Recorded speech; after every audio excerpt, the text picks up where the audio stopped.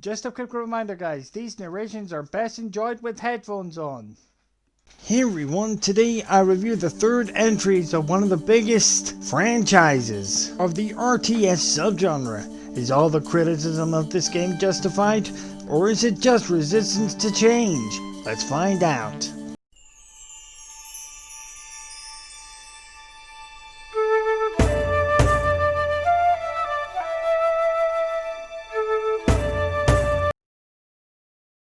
This is the last remaster before Age of Empires 4. Throughout the past 2 years, remasters of the old Age of Empires games has been releasing from Microsoft. This particular entries of the series was originally released in 2005. The game is set around the European colonization of America to Washington declaring independence. This remaster includes the War Chiefs and the Ancient Dynasties expansions.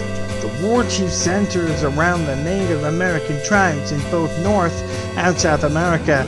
The Ancient Dynasties focuses around what was going on in the Far East by the Japanese Civil War, aptly named Single Jidai, more commonly known as the Age of the Country at War, when various warlords were fighting amongst themselves for the shogunate. The accessibility scores are as follows.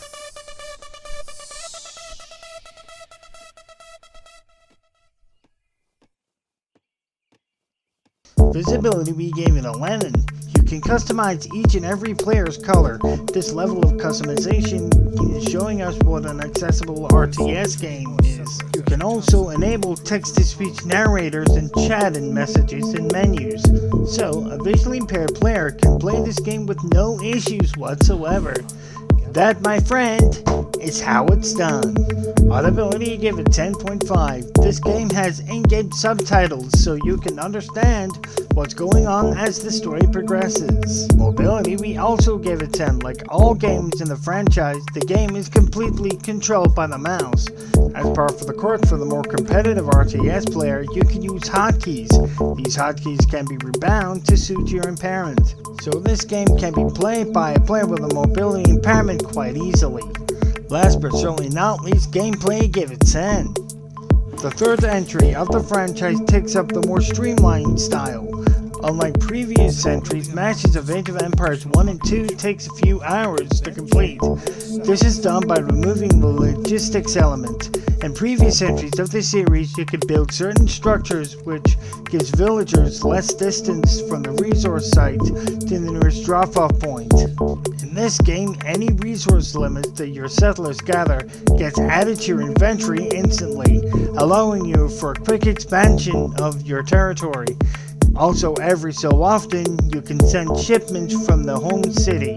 These vary from additional resources, settlers, additional soldiers, even the mighty fortress wagon. This allows the action on the map to start sooner, which in turn increases the pace of the game. The Definitive Edition adds 2 new civilizations, the Swedes and the Incas, with a host of balance fixes to boot. This version of the game no longer gives the imbalance when it comes to the home city system. Instead of having the system where the person who has better cards of the home city has an unfair advantage, each player has to pick a pre-made deck of shipments. So it's up to your skill and mastery of your chosen civilizations and deck to carry you to victory. In summary, Age of Empires 3 Definitive Edition is a very solid RTS game. Its unique, pacey style of gameplay eases the biggest criticism of the franchise. Our march takes too damn long, which is in James's opinion a big factor of StarCraft's success in the competitive esports scene. With 7 campaigns to play through, this game has a ton of lifespan. There is also a skirmish mode to practice your strategies and prepare you for the multiplayer element. With this game being on Game Pass for PC, it would be pretty much criminal not to at least give this game a try. You'll love it. And the overall score is a massive 103.75%. See you guys. Pardon the interruption, Miles, but mind if I step in for a few moments? Okay, first off, what did I say about using my real name? And secondly, what did I say about interrupting me when I'm trying to do a review? Look, Tails, this is very important. It's a very important announcement I need to make. And also, you do realize that your real name is actually posted in the instruction manual of Sonic the Hedgehog 2 for the Sega Mega Drive, right? Fine. You know what? Just roll the intro.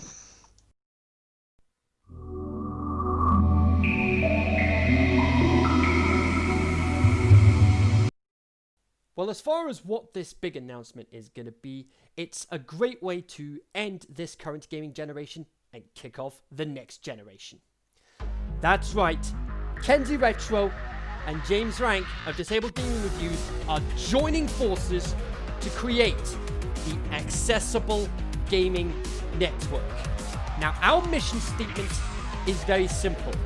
We are united under one cause to entertain and inform gamers with disabilities. Now, that can cover every aspect of disability, be it visual impairment, hearing impairment, mobility impairment, or learning disabilities like the autistic spectrum like myself. We are not doing this for profit. We are doing this just for the feel-good factor to help gamers like ourselves. And now, the news that I'm sure you're wondering, what is the launch project going to be? Well, the launch project is simple as this. We have both compiled 10 games each from this past console generation to create our own top 10 8th generation games. Now, the 8th generation covers Xbox One, PlayStation 4, Nintendo Switch, and PC games released from November 2013 to October of this year, October 2020. But of course, we couldn't exactly pick 20 games between us covering all 4 platforms. So what we're doing is, James is going to be covering Xbox and PC. And I am going to be covering PlayStation and Nintendo Switch. So, he's got 10 games picked. I have 10 games picked. His top 10 is going to come out on launch day for the Xbox Series X, November the 10th. And my top 10 is going to come out on the launch day in the UK for the PlayStation 5, which will be November the 19th. And I think you guys can agree that this is possibly the best way to kick off the next generation of gaming.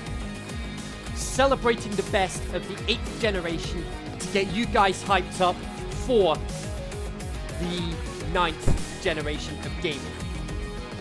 Xbox Series X, November 10th, and PlayStation 5, November 19th in the UK, November 12th in the US. This is Kenzie Retro, part of the Accessible Gaming Network, signing off.